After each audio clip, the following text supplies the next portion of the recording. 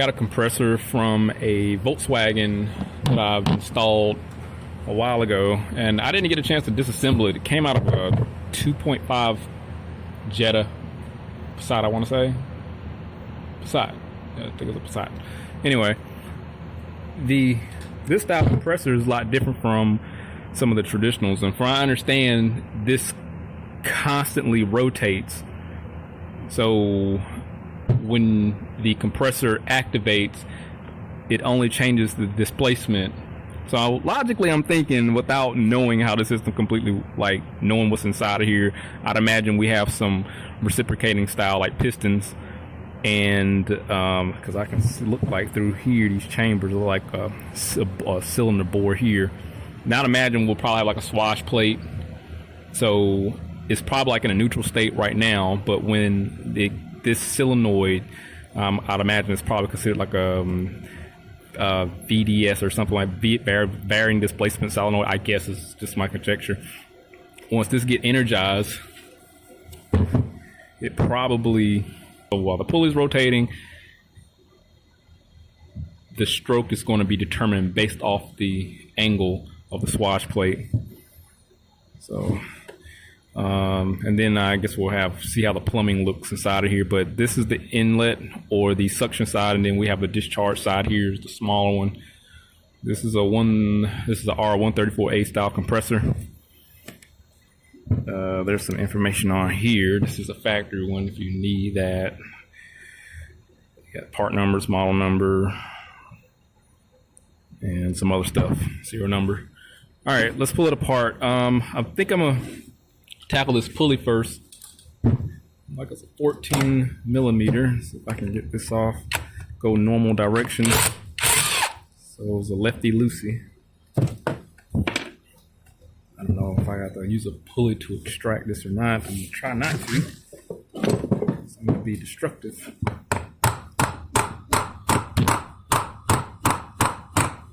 No, that doesn't work. Let's see what else is in here. There's a snap ring or something.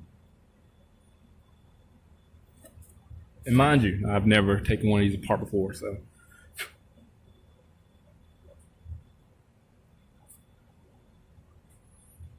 All right, let's try to do this. I might have to get a jaw puller.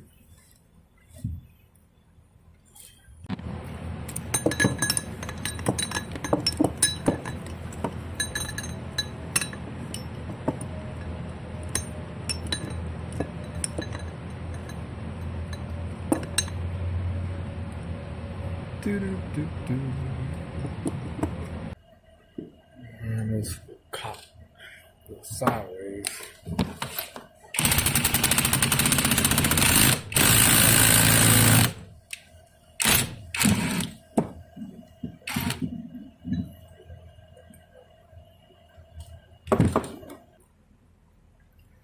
Should have been more careful originally.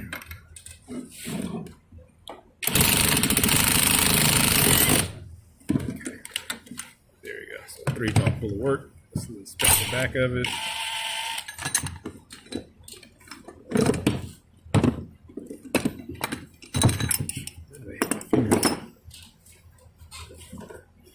So it's the back. So there's a snap ring in there. I was supposed to pull this off, looks like, and then remove that snap ring. Oh well, I ain't the smartest guy in the world. Let's pull it off as if I was to do this appropriately. Hindsight is always 20/20. Let me get a Torx bit. Remove that. It's gonna be a T30. I started to take these off originally, but I was giving it the benefit of the doubt. But I guess when in doubt, pull it out. Alright, so we should see that snap ring. Let's see what we got. You can definitely be deceived as a clutch. That would have been a snap ring I would have had to pull out. So I probably wouldn't have to put all that effort in there to pull it out once I would have removed that snap ring. So yeah, Jokes on me.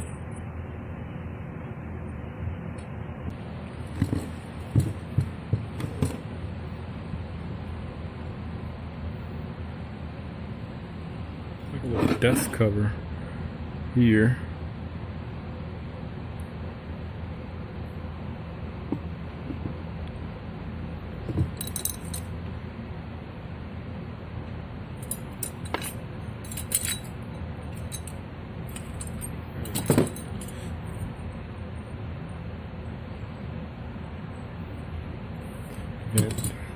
Dirt from getting inside of there. Then you have a seal, so there's a little dust cover that goes in there, and then a seal.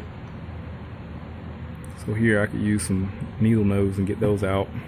We're going to separate that housing, so it's going to get messy. We can move the discharge side here like 10 millimeters. Honestly, I feel like a 3/8. I'm going to use a 10 though.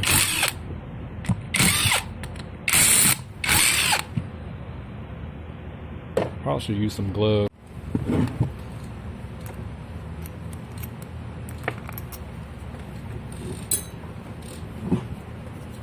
So here's the discharge side here. There.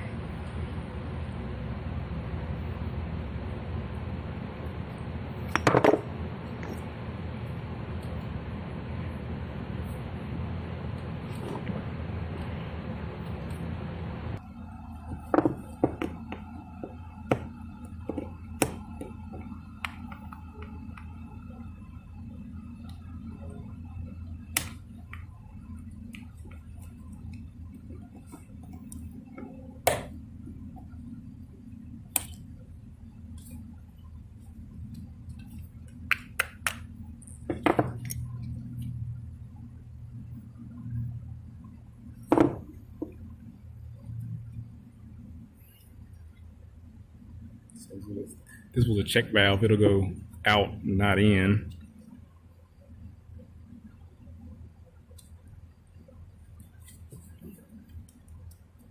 So it only pushes out. So this is the discharge side here.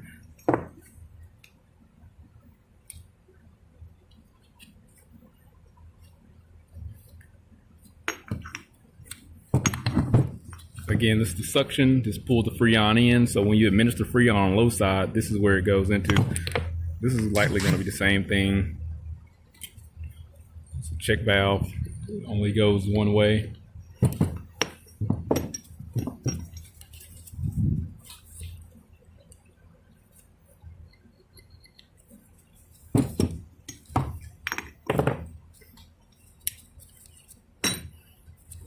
All right, let's pull the look at the passages here.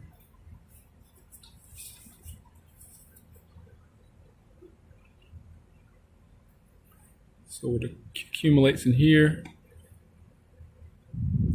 and this is where it gets dispensed out to this port here before it goes into the condenser.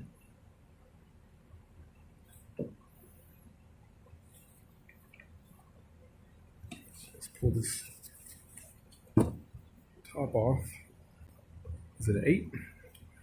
Feels like it. I'm gonna use it a little loose, but maybe my 8's worn out.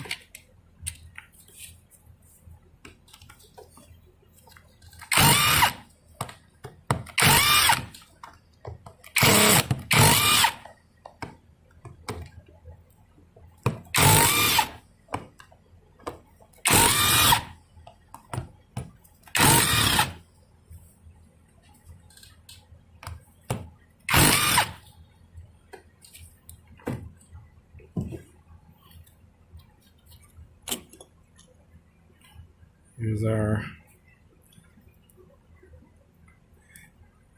I guess it'll be like the head gasket bolts, the equivalent of it, but this is what keeps the housing retained, these long bolts. Come with washers. Looks about 2, 4, 6, 7. 7 of these.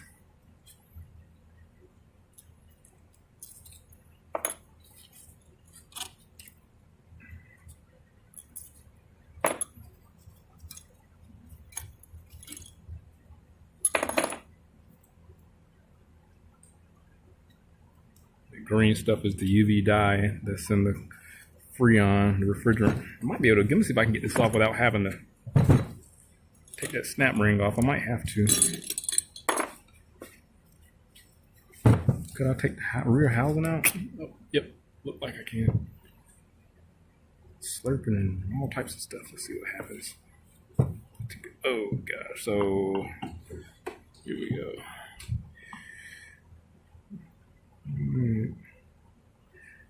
So the swatch plate should be after this. There's still some metal in here. You see the little flake. So we probably got a broken piston. Is what it would be the equivalent of. Here's the pathways, the cavities that goes through low to high side. Here's our varying solenoid here. This should be where it comes out from there and goes into the swash plate. Looks like it goes here. Let me see what happens. I should take this house. The pistons and stuff should come out. Yep.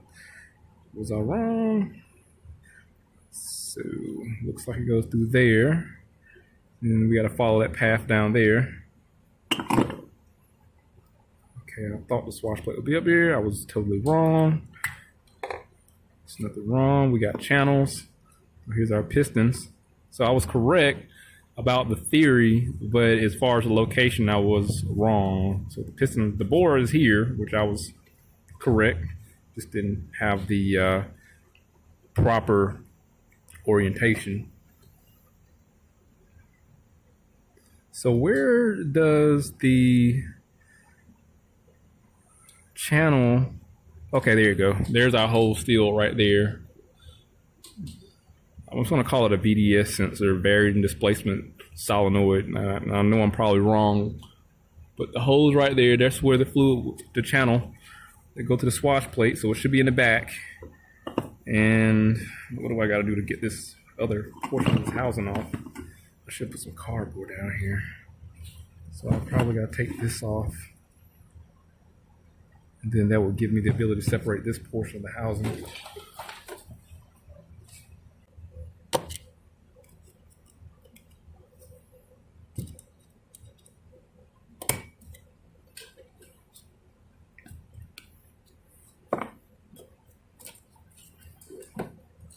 Snap ring. I imagine I can just knock, tap, tap, tap, and it'll come out. Lo and behold. Only thing I've done right today. So there's our swash plate. There's more metal. It's our compressor. That's debris. That's actually, those are pits. Here's some shavings. No, that's not shaving. These are pits. I was incorrect. I thought they were shavings. So what broke?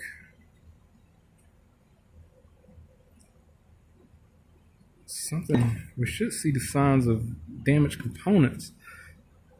So this is where all the magic happens. Where's our port? We're looking at right there. And if we follow it, there's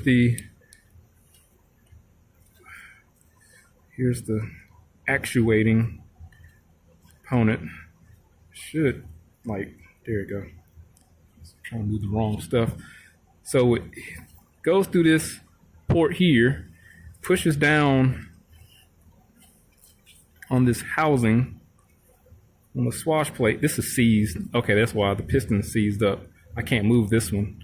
These I can move unless it's just a tight tolerance. Oh gosh. I think, yeah, okay, never mind. It's a tight tolerance. Okay, that was me. All right, this is. Can I get, am I right or wrong? Let's pull this out and see what happens, see what it looks like. So here's our pistons. Okay, so I was wrong. Thought one of the pistons may be broken. So you can see through there. There's our channel. Where's the rest of it? Like, it goes through there and then what? I know I'm not gonna be able to get this back in there. Yeah, let me just get these off. These little, basically the rod bearings here, they'll fall out. So it just rotates on this axis, on this wash plate. Once it changes position, there, then you have a stroking fashion. So it goes down and up, but it's in the same spot.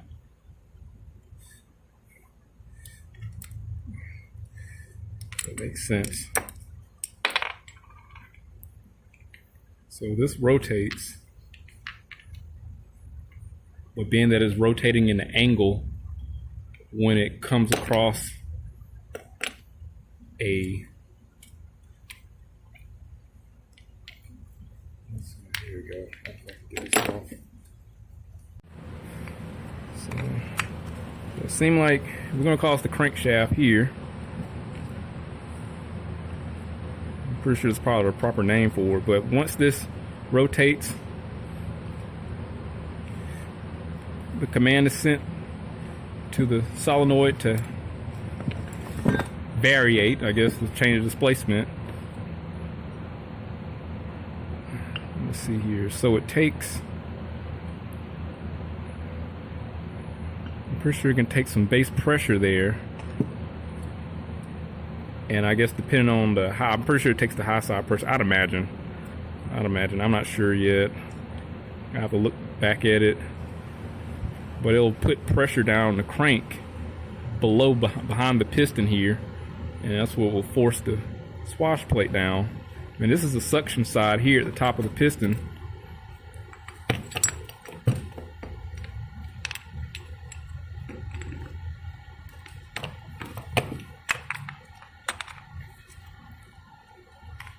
There's no pressure up here.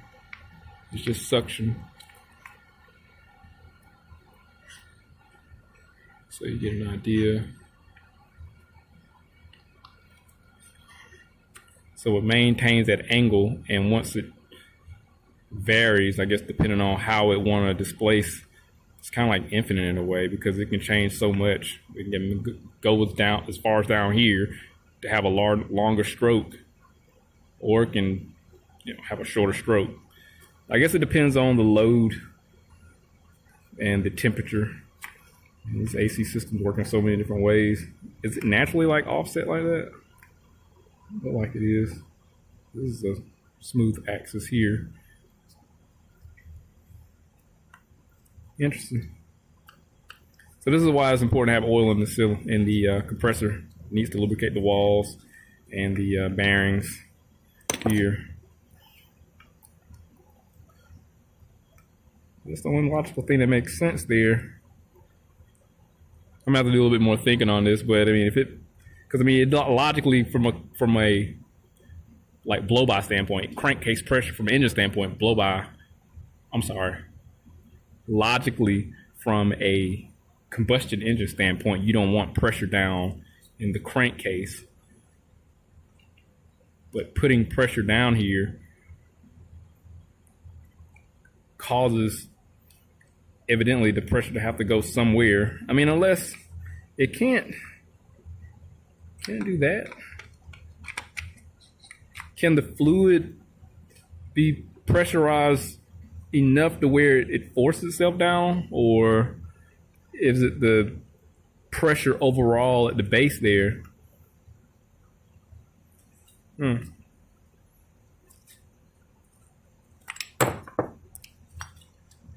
I just work on this stuff. I didn't make it. Maybe I need to look up a YouTube video on how this works. That's probably what's going to happen. So we got some needle bearings in there too. You see that?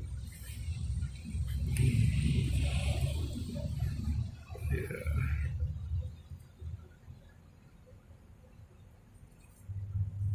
It's definitely the high side. This is where it comes out.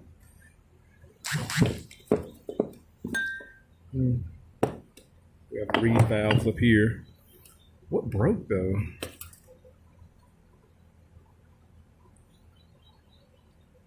It's like some shiny metal in here.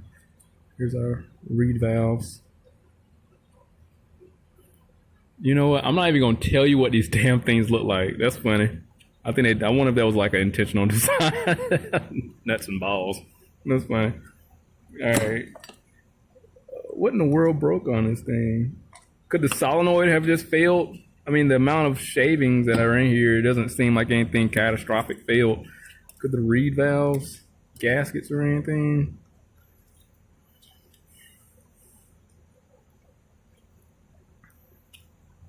I mean, I'll be honest, it didn't change, probably the solenoid, because with this particular unit, it would not change values. The pressure stayed consistent. I tested the circuit, and I was getting a command for the circuit to operate, but the pressures weren't.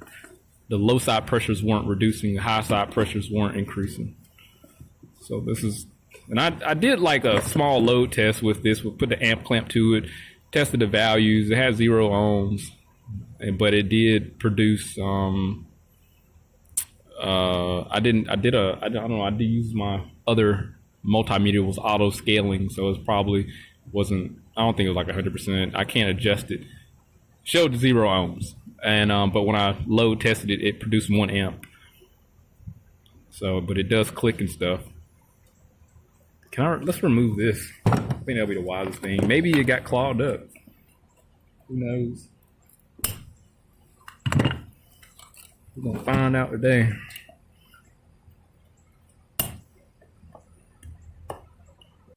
Hit it with some PB blaster, penetrating oil. Let's see if this will work.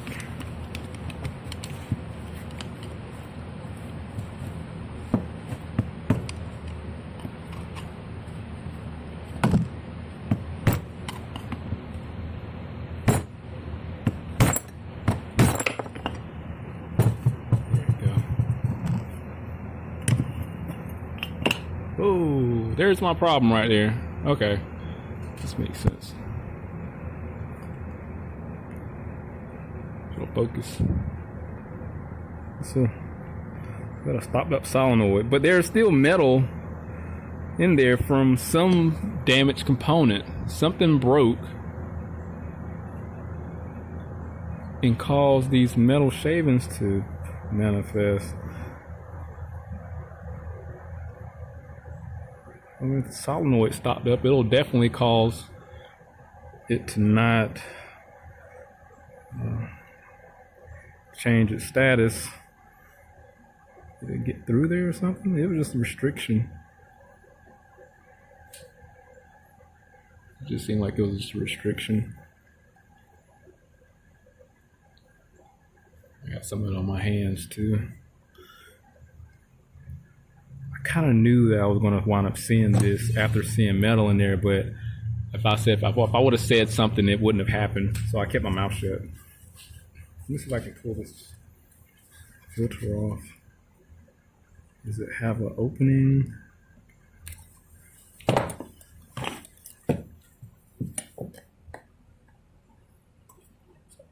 it.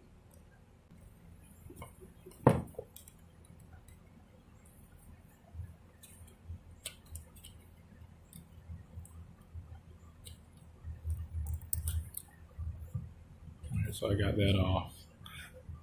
Did it make it through?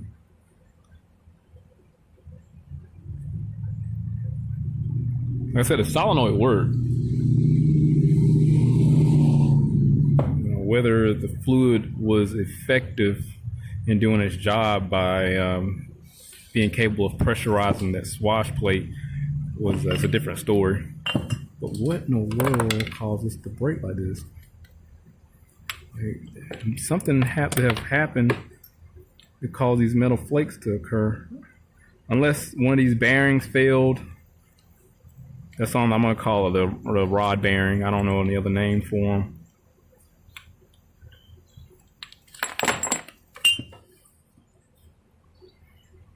The bore.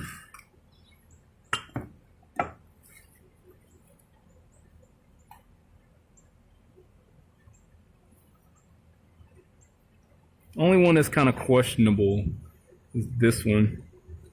I don't know if you can see those wear marks in there.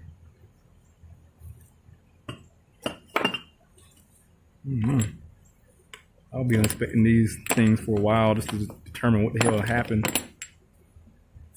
Did a bearing fail? One of the needle bearings?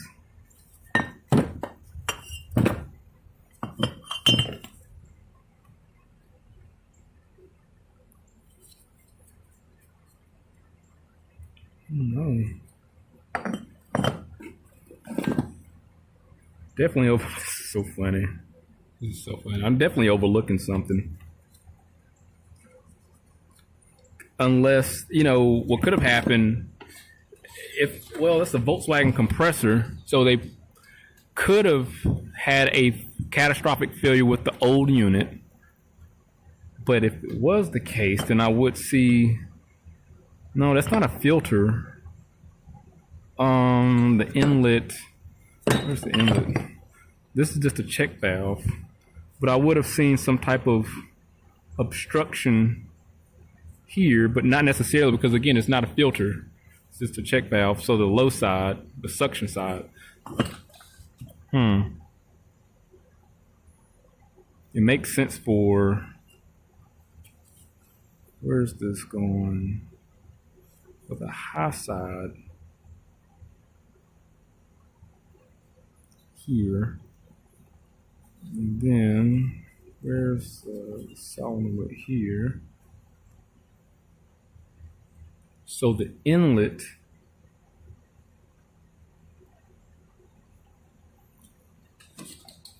inlet's down there.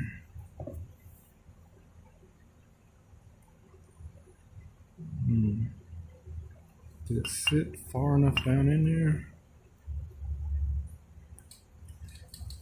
It looked like, yeah. I'm assuming, because this goes through the suction side here. It goes from out to in, it looks like. I might be wrong from what I'm looking at. If this goes down in there like so, the screen is on the outside was stopped up. This is going to the high side, the center.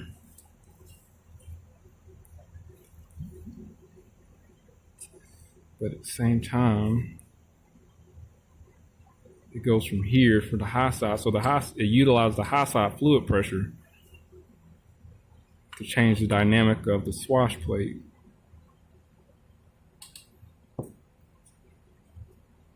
think what happened, they probably had a blown compressor before. They changed the compressor with a used unit, and this eventually failed. So that's the only thing I could logically think of. So it's probably metal shavings in there, and this was the result of like premature failure. There's nothing here. Only thing I could think of, because I don't see any of these bearings. I can't see how the bearing would fail. I mean, it has a lot of oil that it rides on. Interesting. I don't know. Let me know what you think, because I ain't the smartest man in the world. But hit that link, subscribe to the channel, stay informed, have that reassurance my work. See you on the next one.